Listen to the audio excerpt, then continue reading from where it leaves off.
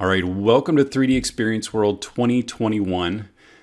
My name's Steve Fick. I'm a senior industry process consultant with Dassault Systems, and this is 10 PDM tips and tricks that'll make you a pro.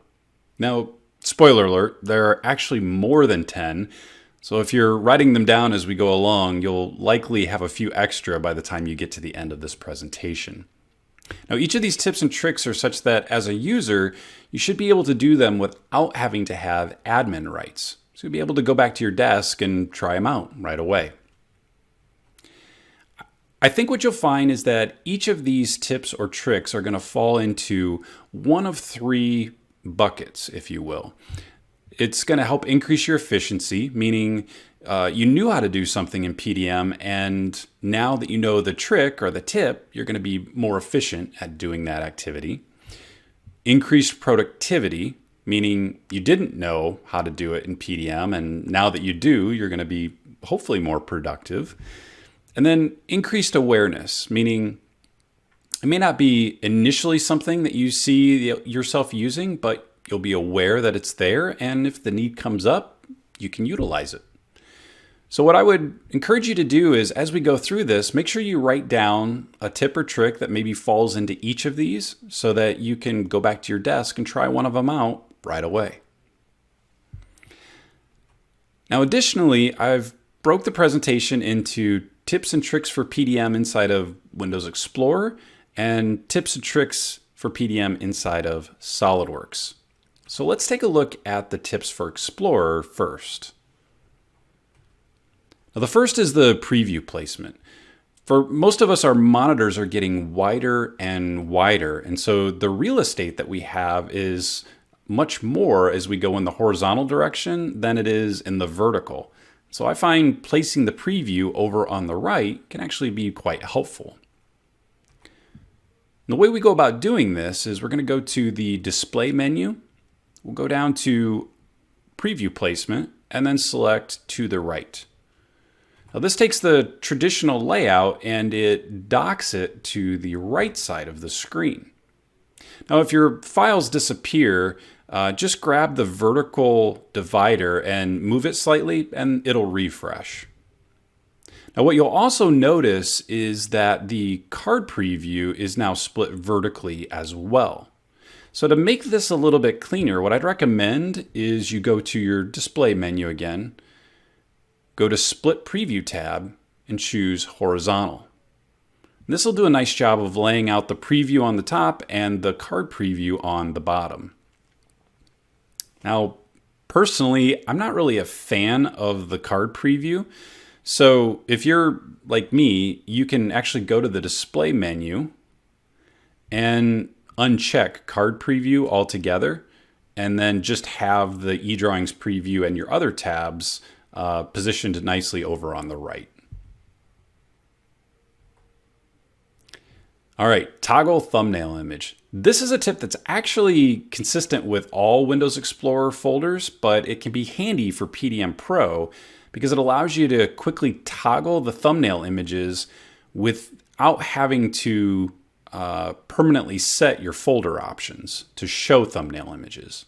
So it's kind of nice. I can just come down here to the right-hand corner. I can toggle on those thumbnail images. And when I'm done looking at it, I can just come back over here, toggle it off back to the list view. So it's kind of simple, but it can be handy. Full screen eDrawings.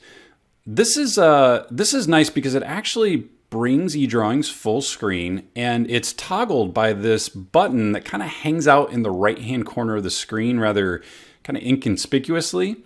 But it's actually beneficial not only for eDrawings, but it works for a number of other tabs as well. But for eDrawings, what I'm going to do is I'm going to come over here. We're going to select full screen. Takes the eDrawings preview the whole width of the screen, and then I can come over and toggle it back, and it's back to exactly where we started.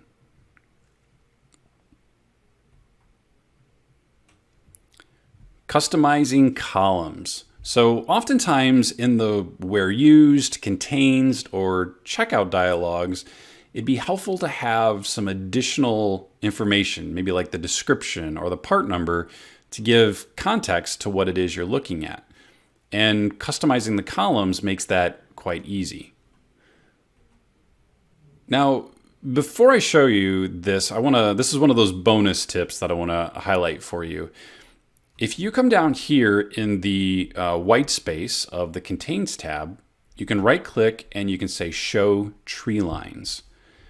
Now, I like this because it actually paints the tree lines on the structure and gives a little bit more of a visual indicator of how the files are being referenced.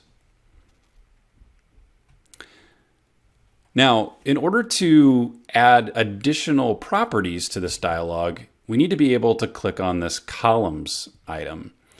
But you can see it's grayed out. And the way that you get it to highlight is by first coming up and selecting column set and choosing My Columns.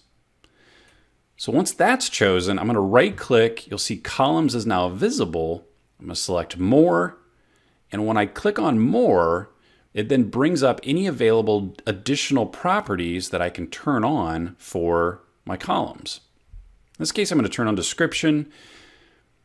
This is another case where that full screen button actually comes in quite handy because I can come over and select that, and now I can see all the columns that I've turned on. With those columns like description turned on, if I want to reorient them or reposition them, I'm just going to click on it and drag it over here. I'll put it next to the file name. All right, so it's easy to add additional information to those different areas of PDM. Using Treehouse View. This was actually something that was added as part of PDM 2021. And Treehouse is actually functionality that we've had for quite some time. And we've taken some of the graphical capabilities of that and we've added it directly into PDM Pro. So let me show you what that looks like and kind of point out a few things for you because this may be new to you. So while we're still in the Contains tab, I'm going to come over, select this drop down and choose Treehouse View. Now when I select Treehouse View, it goes ahead and actually brings up a graphical structure of my relationships within my design. I'll point out a few things here. We can come in and we can do things like turn off the drawing node. So I can toggle that here. I can now also come over and group or ungroup the children. So if I ungroup it, it kind of spreads it out pretty wide. Grouping definitely makes more sense most of the time. I've got some view tools, so if I want to refit those to the screen, I can do that.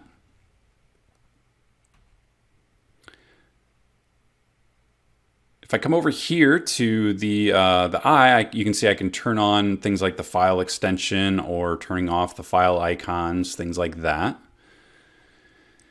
I also have the ability to adjust the layout. So I can go from landscape to portrait to compact. So I've got different options related to how these all get laid out. Compact takes away any of the information except the thumbnail, basically. All right, so let's go ahead and center this back and let me toggle this back to landscape.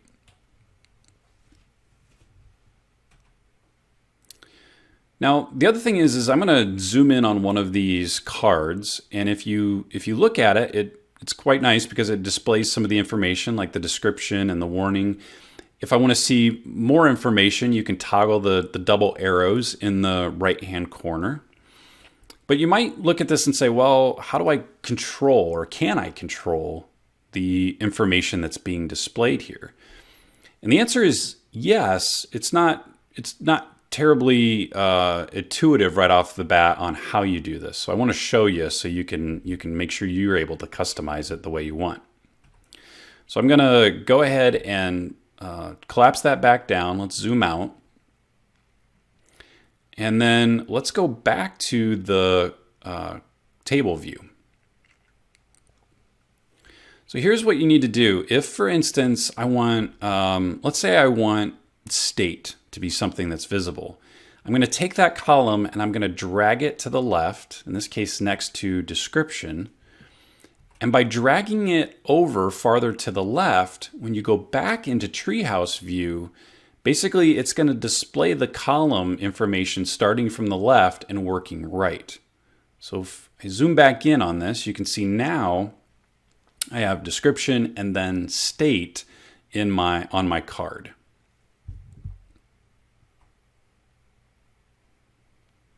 All right, so let's go ahead and fit this. And oh, by the way, if I right click on this, I've got full access to any of the normal menu options for that file. So let's go back to table view and we'll turn off the full screen mode.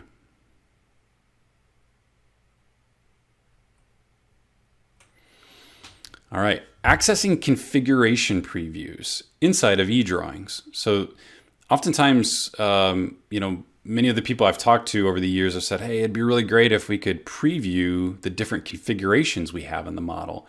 And you can actually do this. I'm gonna walk you through how you do it, because there's actually two steps. There's a piece of this that you have to do inside of SOLIDWORKS. But there's also some considerations, because it will increase your overall file size. So we'll talk a little bit more about that as well. But let me show you how this works. So the first thing you need to do is go to your display, go to options, and you have to make sure that you have show full UI turned on. Now, as a side note, if you've never turned this on, I would definitely recommend it, because you get an eDrawings toolbar that shows up. It just gives you the ability to do things like snap measurements, toggle quickly between a front view, top view, right view, etc. Now, if I move my mouse up here, I'm going to toggle off the measure tool. If I move slightly to the right, you'll notice this drop down, and this will actually list any configurations that you have in the model. So if I want to toggle from, let's say, the open state of this hinge to the closed state, I can see that, right? So this is an easy way to access those different configurations you may have. Now, when it comes to let's say, for instance, a part file, you might have processes that you're representing. So I might want to see my first machining process that I have represented as a configuration. So I can come in and toggle that process. So let's go ahead and select process 1 here, which is just what I've named the configuration. And as I toggle through those, you can see that I'm able to bring up those different configs. All right, so let me select on the drawing. Now, in a drawing, this drop-down actually will allow you to pick the different sheets in the drawing. So if you have a multi-sheet drawing, this drop-down will toggle between those sheets.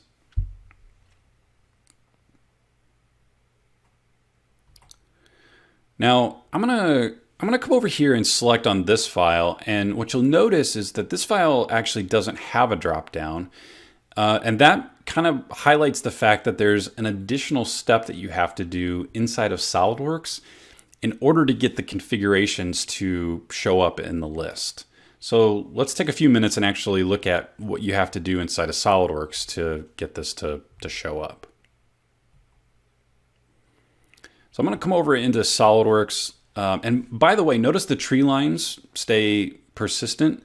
And to just kind of come full circle on one of the tips we talked about earlier, if, like for instance, in the checkout dialog, I want to see additional columns, I can do that here as well. For me personally, I'm most comfortable correlating the file name with the description and sometimes the part number.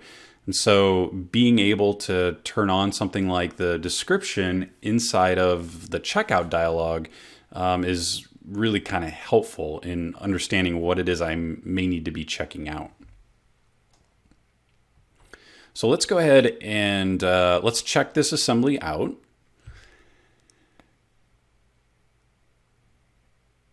All right, so that looks good. Now, if I come over to the configuration tab inside of this assembly, you'll notice I have two configurations, and I'm going to right click on the open config, and there's an option called Add Display Data Mark.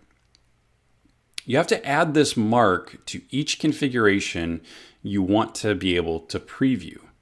So you can either do it on each configuration individually, or I can right click at the top level and go to Display Data Mark. And I've got the traditional configuration options that we're probably used to seeing, like this configuration or all configurations. I also have the ability to completely remove any display data marks that I've added. So purely just for the sake of this demo, I'm going to just say add display data mark for all of them. Now I'm doing this just as a way of showing you how I set this up for that assembly that we looked at.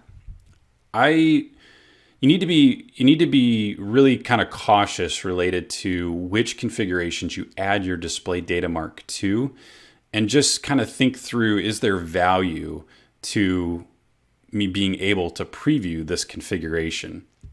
I definitely would not do this for just every file as a standard procedure. And here's why. If we look at this assembly, it has two configurations, okay?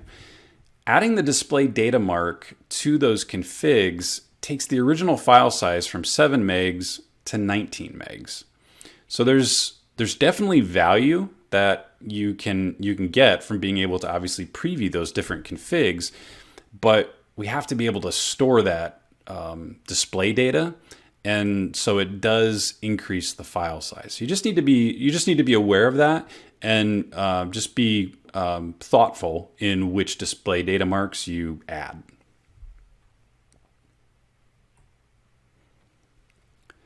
All right, Bitmap for SOLIDWORKS files. This is kind of an oldie but a goodie, I guess I would say. And that is this idea that instead of having the full eDrawings preview, you just have the bitmap. And this is actually quite handy if you're someone who likes to just click through files, because it's much more responsive than having it load the eDrawings preview each and every time.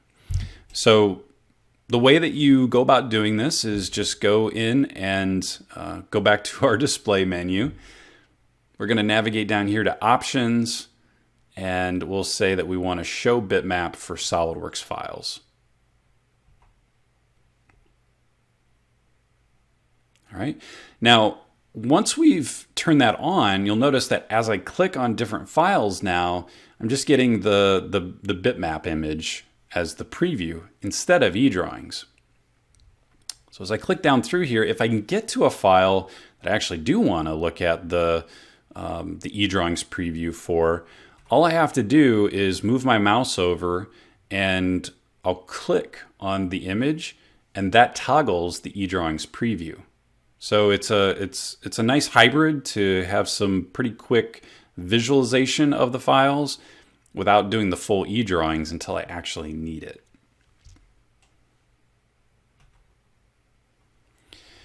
All right, change your property focus. If you're someone who is primarily interested in the custom properties on the document and not the individual configurations, this can be a really handy option to uncheck.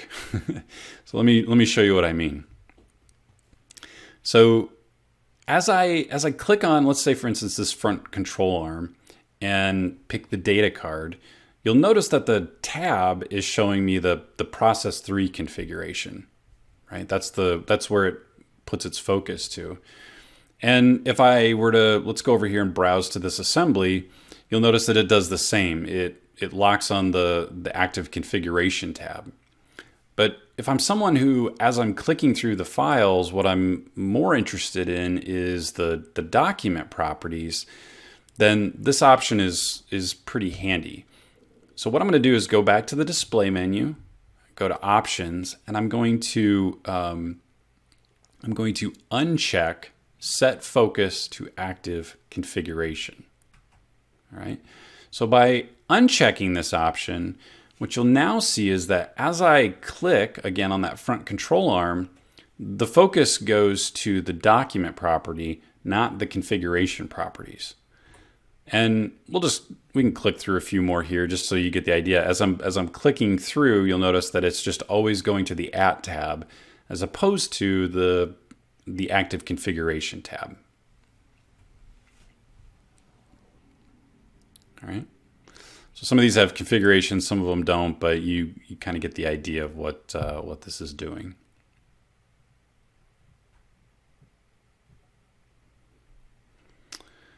All right, so let's go back to our front control arm here. And the last thing I want to touch on inside of Explorer is some keyboard shortcuts. So this was added in 2021, and if you're someone who likes to have, one hand on the keyboard and the other one on the mouse, you'll like these. Control I will do a check-in. Control O does the check-out. Control U does an undo checkout, and then Control T does a transition. So I'll just show these to you here real quick. So here I'm going to do a Control T. I get the transition that pops up for me automatically. If we do a Control O, it does the checkout. So here you can see I've got it checked out as admin. By the way, though, you don't need to be an admin. It's just who I'm logged in as right now. If you do a Control I, it does the check-in.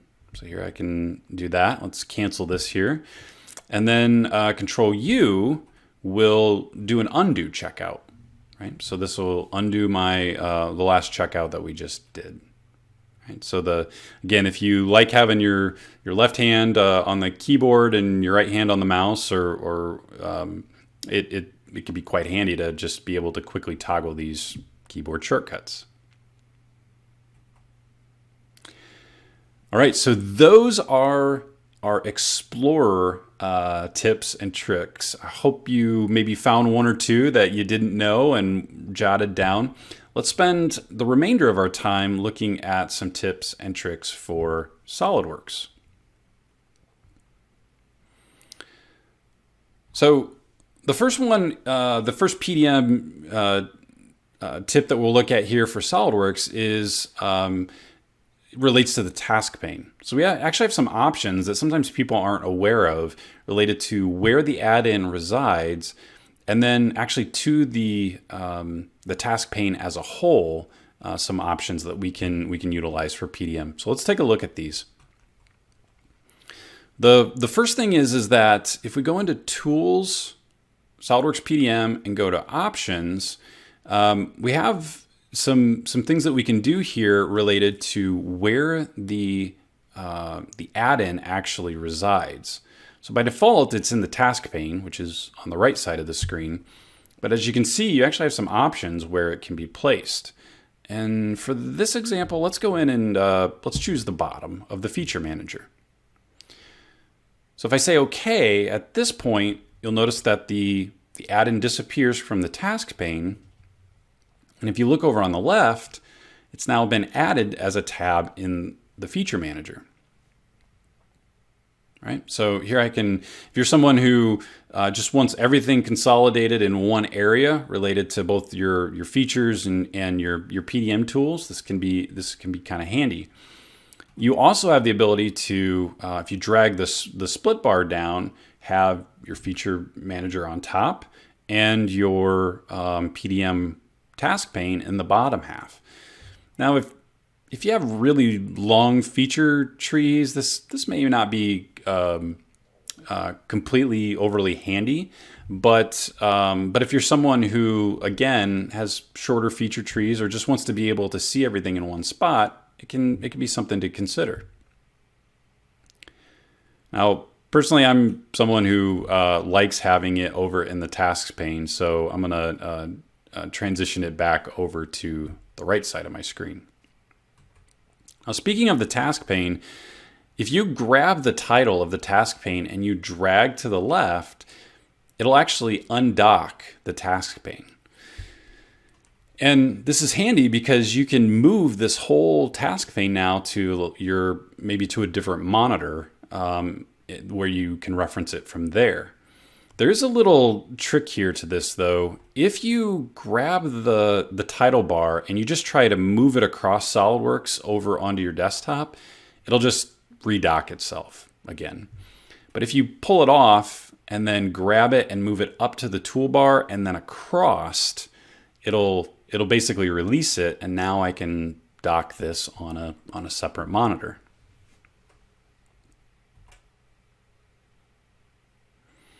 All right, so I'm going to tack mine back. Looks good. Here's another one, the where used. Now, this one is probably one where you're aware of. You can do a where used with inside of SOLIDWORKS. It's actually quite handy. But what you may not have noticed is this extra icon that's in the dialog that pops up gives you access to a whole lot more than just where used information. So if I expand this and then let's scroll down, and let's say, for instance, I want to look at, let's look at this subassembly, and we'll go ahead and start the where used dialog.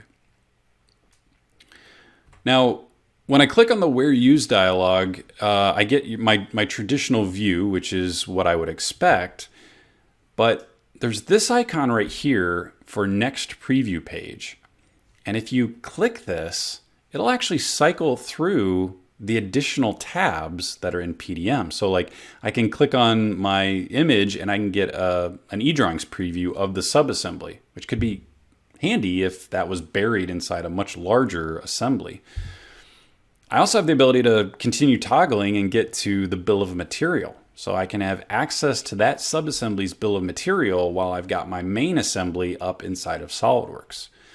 So it's just some additional visibility that you can have to your design information, all from within inside of the SOLIDWORKS CAD tool. All right, last, comparing to revisions. So this is one that sometimes not a lot of people realize that you can do, and that is geometrically compare two different versions of the same part from the vault. So I'll walk you through how you can do this, because it's, like I said, it can be quite handy. So to start this, you're going to go to Tools menu. You're going to come down and choose Compare, and then just select Documents. So when I click on Documents, the first thing that comes up is the reference document, and if you hit the drop down, any open files that you have inside of SOLIDWORKS will show up in the list. So in this case, I'm going to go ahead and select our part file. And then what I always want to do is I always want to pick something from the modify document. But for this to work, specifically if you want to compare two different revisions, you got to just move your mouse down a little bit farther to the south and select within SOLIDWORKS PDM Vault. And when you check this, then you'll have your version information that shows up. So in this case, I'm going to choose that I want to compare it with revision A. And I want to do a geometry compare. And then I'm going to run the comparison. This takes, 30 seconds, 40 seconds, obviously depending on how big the part file is going to play a role in how long it takes to do the comparison. But it pulls both of them up. So I have the revision C up on the top and revision A at the bottom. And I'm going to come over here and let's select the this extra tab here. So if I move my mouse up, I'm going to select on this tab. And I'll point a couple things out to you. First off, if you rotate one, the other one rotates. So they're basically synchronous in their movement.